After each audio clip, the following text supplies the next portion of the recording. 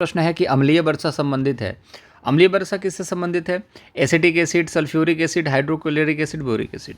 तो यहाँ पर सबको पता है कि सल्फ्यूरिक एसिड। अब ये कैसे, इस चीज़ को समझ लीजिए कि SO2 जब है पानी में, जब भी आप देखोगे SO2 जब है आपके इन्वायरमेंट में, जो ह्यूमिडिटी होता है, तो ह्यूमिडिटी से कहीं ना कहीं यहाँ पर देखोगे तो रिएक्ट करके, क्रिया करके क्या बनाता है? H2SO4, जिसको हम लोग सल्फ्यूरिक एसिड कहते हैं। इसको तेजाबी वर्षा भी कहा जाता है, जिसकी वजह से आप देखोगे कि इमारतों को, जीव जंतुओं को बहुत नुकसान होता है। एसिटिक आप देखोगे सल्फ्यूरिक एसिड ये बनता कैसे है? मैक्सिमम चीज़ें हैं, जैसे कि पेट्रोलियम है, जैसे गाड़ियों में जो पेट्रोल यूज़ किया जाता है उससे बनता है, जैसे कि उद्योगों में जो पेट्रोलियम यूज़ की जाती है, कोयले को जलाया जाता है तो उससे भी यहाँ पर आपको सल्फर डाइऑक्साइड देखने को मिलती है और रिएक्शन करता है वायुमंडल में और H2SO4 बनाता है। ये वर्षा का pH जो मान होता है वो कितना होता है? 5.6 होता है, इसको याद रखिएगा। मतलब कि नॉर्मल है, मतलब कि 7 से कम pH है, मतलब कि ये तेजाबी वर्षा है। ठीक है, तो इस चीज़ को भी याद रखिएगा। दूसरी चीज़ है कि ये अगर नदी के पानी के साथ मिलता है तो नदी के अंदर भी जो जीव जंतु हैं उनको हानि पहुंचाने का कार्य करता है, क्योंकि जब तेजाबी वर्षा है, आपको पता ही तेजाब कैसा होता है। ठीक है, तो तेजाबी वर्षा नाम ही इसलिए है क्योंकि इसका pH जो है कम है। तो आपसे ये पूछा जाए कि अम्लीय वर्षा का जो pH मान 7 से कम होता है या 7 से ज़्यादा होता है, तो अम्ल जो होता है उसका जो मान होगा वो 7 से नीचे होगा। तो सल्फ्यूरिक एसिड इसका राइट आंसर। और एक चीज़ याद रखिएगा, ये हानि पहुंचाते हैं जीव जंतुओं को भी, इमारतों को भी, इसलिए ताजमहल का जो देखा जाए तो पीलापन पड़ने का कारण यही है, सल्फ्यूरिक एसिड। और सबसे ज़्यादा कहाँ पड़ता है वो भी मैं दिखा देता हूँ आपको। सबसे ज़्यादा अगर किसी देश की बात की जाए तो यहाँ पर नॉर्वे और स्वीडन, और ये रहा आपका अमेरिका। ठीक है, ये तो आपका कनाडा है, इसको याद रखिएगा। ये है आपका USA। तो नॉर्वे और स्वीडन, यहाँ पर सबसे ज़्यादा यहाँ पर तेजाबी वर्षा देखने को मिलती है। कोटोपैक्सी एक जागृत ज्वालामुखी है जो अवस्थित है, कहाँ पर अवस्थित है? एंडीज़ में, हवाई में, सिसिली में, रॉकीज़ में। ठीक है, तो अब देखिए एंडीज़ कहाँ पर है, हवाई कहाँ पर है, ये भी तो देखना ज़रूरी है। तो अब कोटोपैक्सी है कहाँ पर? तो कोटोपैक्सी है इक्वाडोर में, इक्वाडोर में है। अब चलिए मैप पे दिखाता हूँ मैं आपको। तो ये है मैप, यहाँ पर है इक्वाडोर। ठीक है, ये पेरू है, पेरू के ऊपर है आपका इक्वाडोर। ये कौन सा है? चिली है। ठीक है, चिली जैसा ही है, उसके ऊपर है पेरू, उसके ऊपर है ये इक्वाडोर। तो यहाँ पर इक्वाडोर है, यहाँ पर स्थित है आपका माउंट कोटोपैक्सी, और ये दुनिया की सबसे ऊंची जागृत ज्वालामुखी है, इसको भी याद रखेंगे। ठीक है, तो सबसे ऊंची जागृत ज्वालामुखी कौन सी है? कोटोपैक्सी है। और ये कहाँ पर है? इक्वाडोर में है। और इक्वाडोर में है तो इक्वाडोर कहाँ पर है? दक्षिणी अमेरिका में है, ये दक्षिणी अमेरिका है, इसको भी याद रखेंगे। और सबसे बड़ी अगर हम बात करें चोटी की, जो दक्षिणी अमेरिका की है, वो कौन सी है? तो आपको पता ही है, एंडीज है। दूसरी बात यहाँ पर बात करेंगे कि उत्तरी अमेरिका की, तो माउंट मैकिनले। ठीक है, तो इसको भी याद रखेंगे, उत्तरी अमेरिका की सबसे ऊंची चोटी। अब यहाँ पर हवाई कहाँ है ये भी देख लीजिए। तो हवाई जो है आपको यहाँ पर देखने को मिलेगा, यहाँ पर आपको देखने को मिलता है हवाई। ठीक है, ये अमेरिका के साथ ही जुड़ा हुआ है, अमेरिका का ही एक राज्य है, उसको देखेंगे। तो यहाँ पर है हवाई। इंडियन मैप और वर्ल्ड मैप आप लोगों को करवाऊंगा, उसको लेकर के निश्चिंत रहिए, बहुत आसान है, चीज़ें आप आराम से निपटा दोगे 15 दिन में। ठीक है, परेशान मत होना। हेरिडिटी जीनियस नामक पुस्तक किसने लिखी? तो मैंने बताया था पहले भी आपको, गॉल्टन ने लिखी। और सृजन शास्त्र के पिता कौन है? गॉल्टन है। ठीक है, तो ये दो चीज़ इंपॉर्टेंट है, सृजन शास्त्र के पिता कौन है? गॉल्टन है। हेरिडिटी जीनियस नामक पुस्तक किसने लिखी? गॉल्टन ने लिखी। बहुत अच्छा प्रश्न है यहाँ पर कि संज्ञानात्मक संप्राप्ति का न्यूनतम स्तर क्या है। अब संप्राप्ति मतलब अचीवमेंट की बात हो रही है, संज्ञानात्मक मतलब कॉग्निटिव, दिमाग को लेकर के, जो दिमाग जो हमें किसी चीज़ को एक्सेप्ट करता है, अचीव करता है, तो उसकी सबसे न्यूनतम क्या एक स्टेज है जहाँ पर होना चाहिए। ठीक है, तो पहले तो इस चीज़ को समझ लीजिए कि ब्लूम ने सीखने के 3 नियम दिए थे। ब्लूम ने जो थे सीखने के 3 नियम दिए थे। पहला कौन सा था? संज्ञानात्मक था। ठीक है, दूसरा कौन सा था यहाँ पर? भावात्मक, भावात्मक था। और तीसरा कौन सा था? क्रियात्मक। ठीक है, अब यहाँ पर पूछा जा रहा है संज्ञानात्मक में उसका न्यून स्तर कौन सा है। ठीक है, तो संज्ञान मतलब कि दिमाग से, भावात्मक मतलब भाव मतलब दिल से, क्रियात्मक मतलब क्रियाएं जो जिससे की जाती है। तो इसमें भी हमें सिर्फ संज्ञान के बारे में पूछा जा रहा है कि सबसे न्यूनतम स्तर कौन से, क्योंकि संज्ञान में 6 स्तर की बात की गई है। 6 स्तर कौन कौन से हैं उसको देख लेते हैं। पहला तो है यहाँ पर आपका, पहला आपका ज्ञान, सबसे पहले आपको ज्ञान होना चाहिए। दूसरा है आपका बोध। तीसरा है आपका अनुप्रयोग, मैं समझाता हूँ आपको कैसे। चौथा है आपका विश्लेषण।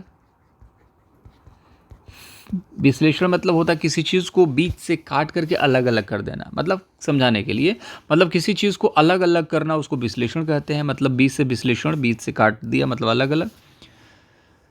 पांचवा है संश्लेषण। संश्लेषण मतलब सटा हुआ, मतलब किसी चीज़ को सटा देना। तो जब भी विश्लेषण पूछे मतलब बिखराना, समेटना मतलब कि संश्लेषण। और छठवा होता है मूल्यांकन। देखिए ऐसा नहीं है ज्ञान की प्राप्ति न्यून स्तर नहीं है। ज्ञान अगर आपको हो गया तो आप चीज़ें अच्छी करेंगे।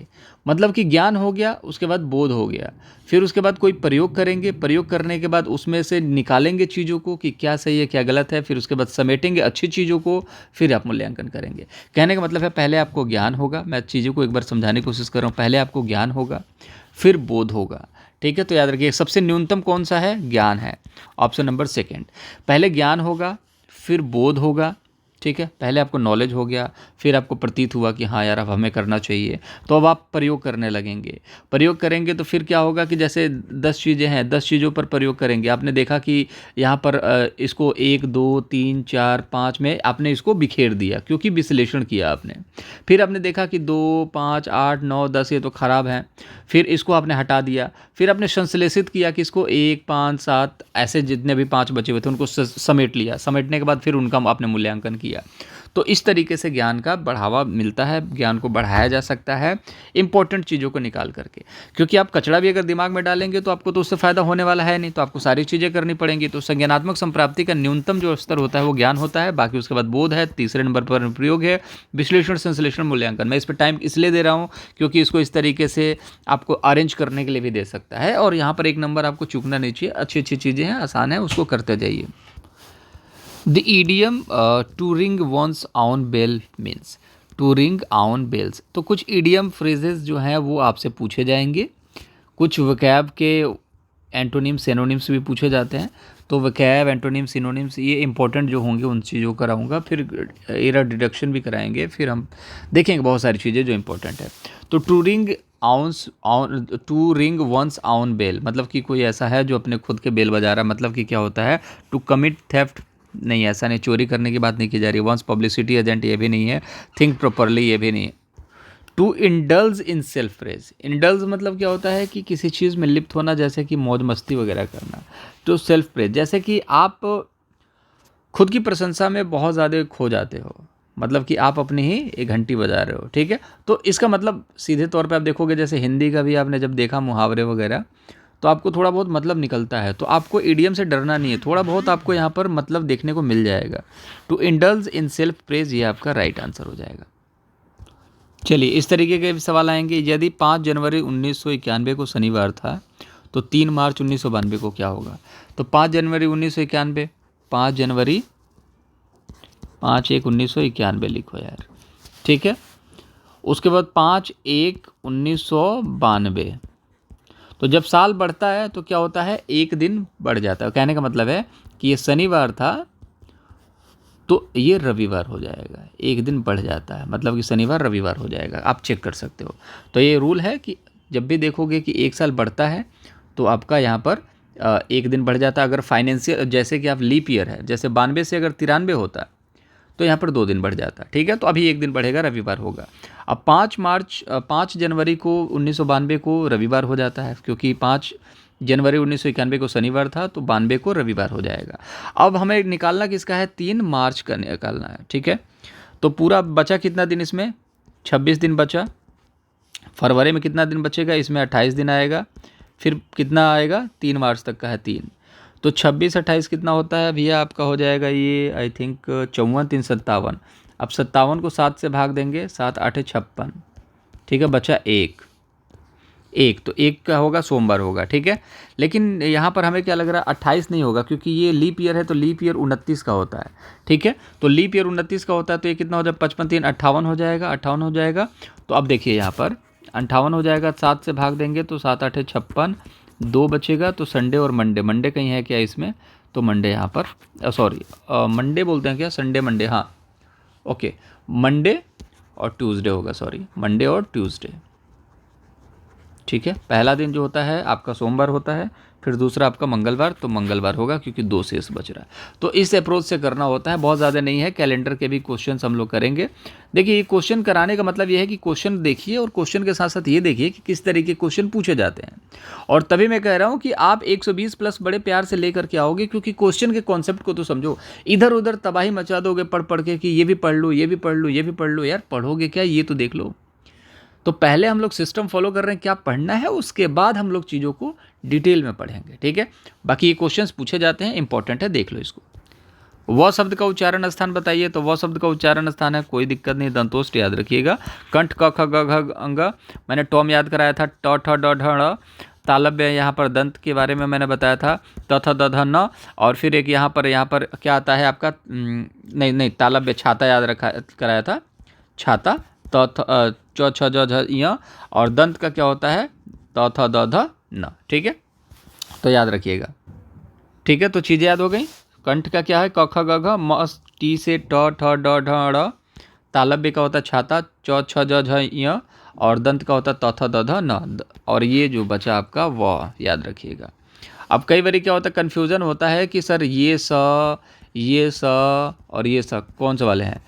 तो आपको पता होगा ये जो है तालव्य स है, तालव्य जिसमें छाता च छ ज के साथ। ये है मूर्धन्य स, बचपन में आपने पढ़ा भी होगा। तालव्य स मूर्धन्य स, ये है दंत स, मतलब ये, ठीक है, दंत स है, ठीक है। तो ये च के साथ आता है, ये ट के साथ आता है, ठीक है। और यहाँ पर य भी आता है, इसको भी याद रखिएगा, मूर्धन्य। और ये आएगा आपका त के साथ, ठीक है। तो दंत स होता है, तालव्य स मूर्धन्य स दंत स। अग्नि का विशेषण क्या होगा। अभी क्वेश्चन आते ही बच्चे क्या करेंगे ना, अग्नि का विशेषण आग हो जाएगा, ऐसे करके चले आएंगे, लेकिन ये गलत है, सरासर गलत है। क्यों, क्योंकि अग्नि का जो विशेषण होगा आग्नेय होगा, इस चीज़ को याद रखिएगा, ठीक है। अग्नि का विशेषण क्या होगा, आग्नेय होने वाला है, ठीक है। तो इस तरीके के विशेषण भी पूछे जाते हैं, तत्सम तद्भव पूछे जाते हैं। इन क्वेश्चन का पैटर्न देखिए, फिर चीज़ों को पढ़िए, फिर देखना। जितने टॉपिक मैं बता रहा हूँ ना, इन टॉपिक को कर लोगे, पेपर में कोई आपको 100 से नीचे लाने का मौका है ही नहीं, 100% आप 100 से ऊपर लाओगे। चलिए, उत्तर प्रदेश विधानसभा परिषद में कुल कितने सदस्य हैं। आप देखिए, विधान परिषद होता क्या, इसको समझ लीजिए। 169 आर्टिकल में विधान परिषद के बारे में बात की जाती है। दूसरी चीज़ है कि एक विधानसभा होता है और एक विधान परिषद होता है। विधान परिषद जैसे कि आप देखोगे ये राज्य में होता है, और राज्य में कौन होते हैं, राज्यपाल। एक होता है आपका क्या, लोकसभा, और एक होता है राज्यसभा, ठीक है, राज्यसभा। और देश में कौन होते हैं, राष्ट्रपति, ठीक है, प्रेसिडेंट। तो विधानसभा कैसा होता है, लोकसभा के जैसा। परिषद कैसा होता है, राज्यसभा के जैसा। और राज्यपाल कैसे होते हैं, प्रेसिडेंट के जैसे ऑलमोस्ट। तो विधानसभा, अगर यूपी की बात करें, विधानसभा सीट कितनी है, तो 403 सीटें हैं। अगर हम बात करें परिषद की कितनी सीटें हैं, तो 100 सीटें हैं। अगर लोकसभा में उत्तर प्रदेश की सीटों की बात करें तो कितने हैं, 80 सीटें हैं। इसको याद रखेंगे, ठीक है। तो विधानसभा, लोकसभा, ये सारी चीज़ें बहुत अच्छे से पढ़ाई करेंगे इस चीज़ के बारे में डिटेल में, ठीक है। तो पहले तो इसका आंसर आप देख लेंगे, विधान परिषद क्या है, ये है ऑप्शन नंबर फर्स्ट। कितने देशों में कितने राज्यों में विधान परिषद है। हर राज्य में विधान परिषद नहीं है, तो 6 राज्यों में विधान परिषद है। यूपी बिहार भाई आपको पता है यहाँ पर है, ठीक है। महाराष्ट्र और कर्नाटक आसपास में है, आपको पता है वहाँ पर भी है, ठीक है। मैं बता देता हूँ आपको मैपिंग के थ्रू। यहाँ पर आप देखिए, ये आपका उत्तर प्रदेश, ये है आपका बिहार, यहाँ पर भी विधान परिषद है, ठीक है, विधान परिषद है। उसके बाद यहाँ पर देखोगे कि ये है महाराष्ट्र और ये है कर्नाटका, ठीक है। ये है महाराष्ट्र और ये है कर्नाटका। इसी महाराष्ट्र में है मुंबई, तो यहाँ पर भी आपका विधान परिषद है। तो 2 यहाँ पर हो गए, 2 यहाँ पर हो गए। अब यहाँ पर है ये एक तेलंगाना और एक आंध्र प्रदेश, तो यहाँ पर कितने हो गए, 2, तो 6 हो गए। अब टोटल मिला जुला के देखा जाए तो एक महाराष्ट्र, कर्नाटका, आंध्र प्रदेश और तेलंगाना, ये चारों एक पास में है, और यूपी बिहार एक पास में है, ठीक है। तो इस तरीके से याद कर लेंगे, 6 राज्यों में है, और ये पूछ लेता है। अब यहाँ पर देखिए कि भारतीय ध्वज संहिता कब से प्रभावी है, तो 26 जनवरी 2002 से प्रभावी है, इसको याद रख लीजिए, ठीक है। बहुत ज़्यादा इसमें दिमाग लगाने की ज़रूरत नहीं है, ये सिंपल सा है, ये याद करने वाली चीज़ है। और ये भारतीय ध्वज संहिता है क्या चीज़, इसको याद रखेंगे, पहले क्या था कि सरकारी लोग ही इस चीज़ का इस्तेमाल करते थे, झंडा फहराने पे, जैसे लाल किला पे फहरा तो वहीं फहर सकता है। लेकिन अब कोई भी अपने इंस्टीट्यूट में, प्राइवेट इंस्टीट्यूट भी, जैसे प्राइवेट स्कूल्स हैं, वो भी 26 जनवरी को झंडे को सम्मान दे सकते हैं। ठीक है, तो याद रखिएगा 26 जनवरी 2002 को।